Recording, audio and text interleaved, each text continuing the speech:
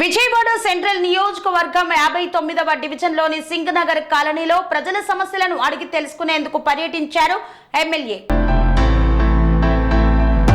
Vijayawada central నియోజకవర్గ పరిధిలోని 59వ division Singh Nagar Ramanagar colony నందు డివిజన్ సమస్యలు తెలుసుకోవడానికి సెంట్రల్ నియోజకవర్గ శాసనసభ్యులు టీడీపీ పొలిట్ బ్యూరో సభ్యులు బోండా ఉమా మహేశ్వరరావు సంబంధిత అధికారులతో కలిసి విచ్చేసి పరిశీలించారు.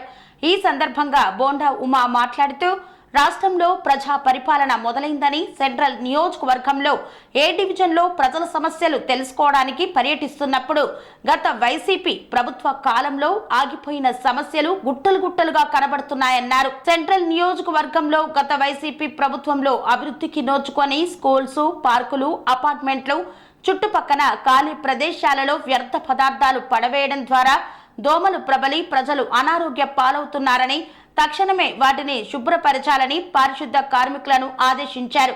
అలాగే ప్రజలు కూడా చుట్టుపక్కల పరిసరాలు శుభ్రంగా ఉంచుకోవాలని సూచించారు.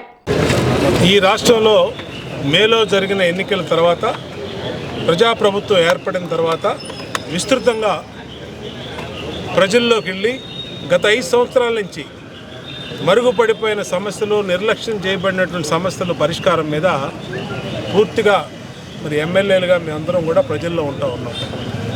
ప్రజలు ఆశ్చర్యపోతూ ఉన్నారు. గత 5 సంవత్సరాలు ఏ ఎమ్మెల్యే కూడా మొహం కూడా మేము చూడలేదండి.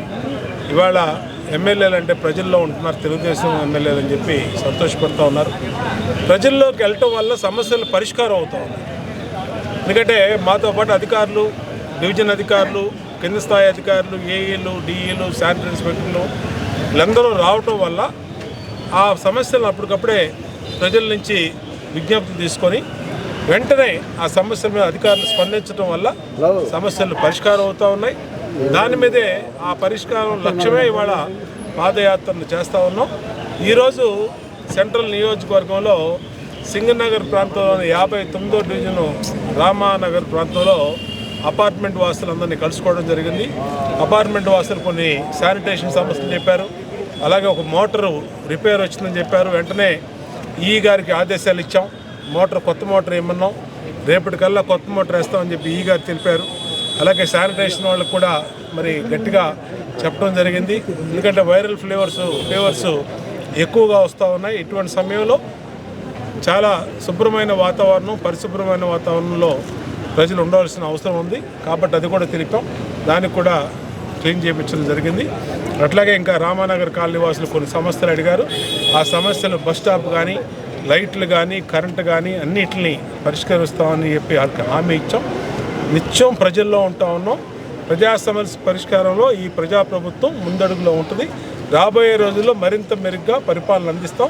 సమస్యల అధ్యయనం జరుగుతూ ఉంది. ఇప్పుడు డివిజన్ వారీగా ఆ సమస్యల్ని తెలుసుకొని ఆ సమస్యల పరిష్కారం కోసం అధికారులతో సమావేశం ఏర్పాటు చేసుకుని అధికారులతో మరి అన్ని రకాలుగా సమస్యలు పరిష్కరిస్తామని తెలియజేస్తూ ఈరోజు డివిజన్ నాయకులు బంగారు నాయుడు, డివిజన్ పార్టీ అధ్యక్షులు జాన్ వలి, మా డివిజన్ కార్పొరేటర్గా పోటీ చేసినట్టు మా సోదరి పర్వీను, ప్రధాన కార్యదర్శి రాజేష్, గౌసియా, రత్నకుమారి, సీనియర్ నాయకులందరూ ఆధ్వర్యంలో, మహేష్లందరూ ఆధ్వర్యంలో డివిజన్ పర్యటన చేశాం.